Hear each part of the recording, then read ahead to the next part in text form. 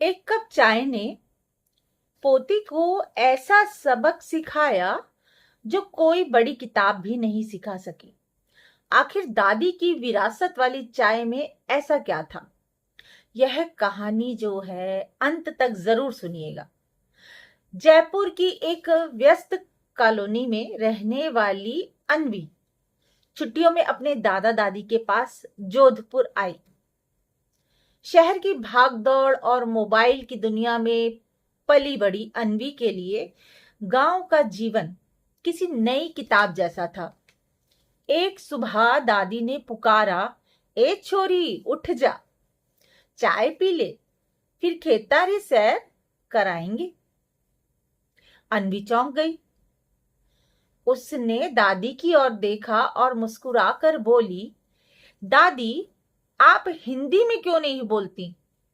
दादी ने चाय का कप थामते हुए कहा, बेटी म्हारी राजस्थानी भी तो म्हारी मां समान है। जब भाषा भूल जावा तो अपनी जड़ासू दूर हो जावा। अन्वी ने बात तो सुन ली, पर उसे राजस्थानी के शब्द समझने में कठिनाई होती थी।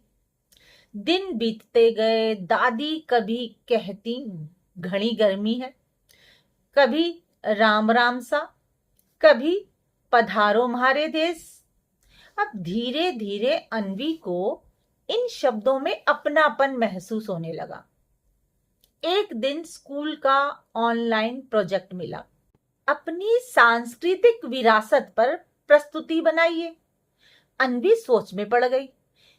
तभी दादी ने मुस्कुराते हुए कहा, क्यों ना राजस्थानी भाषा पर बतावें।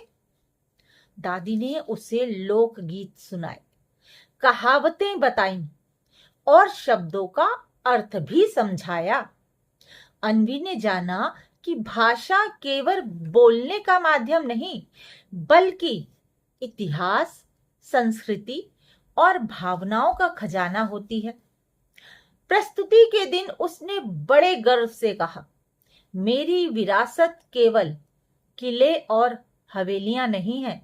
मेरी विरासत वह भाषा है जिसमें मेरी दादी मुझे प्यार से छोरी कहती है, जिसमें स्वागत पधारो म्हारे देश से होता है और जिसमें हर शब्द रिश्तों की मिठास होता है।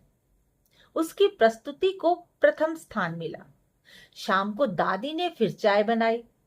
अन्वी ने कप हाथ में लेते हुए कहा, दादी सा आज री चाय तो घनी मीठी लागे है। दादी की आंखें चमक उठी।